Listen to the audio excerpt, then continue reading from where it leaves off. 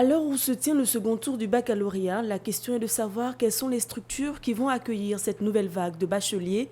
Quelle orientation donne-t-on aujourd'hui à ces bacheliers? Mais maintenant, en ligne, déjà avec le SIGOR, ils peuvent voir tous les établissements qui sont accessibles à eux en fonction de de leur, de leur bac. Voilà. Maintenant, ce qu'on aimerait, c'est que ces orientations-là soient faites de manière formelle.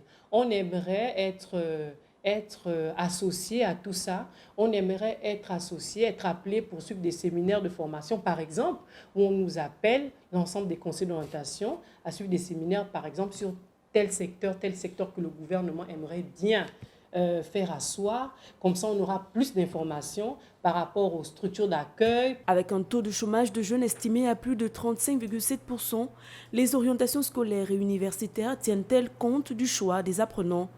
Comment les conseillers d'orientation parviennent-ils à faire la promotion des métiers d'avenir? Quelles sont les difficultés rencontrées sur le terrain? Prioritairement, on doit d'abord laisser le jeune s'exprimer. On l'écoute, on va lui dire que si tu veux poursuivre dans telle filière, voilà un peu les difficultés auxquelles tu seras buté. Maintenant, on a aussi ceux qui sont dans les séries littéraires qui sont intéressés par ce type de filière, par l'agriculture, par l'élevage.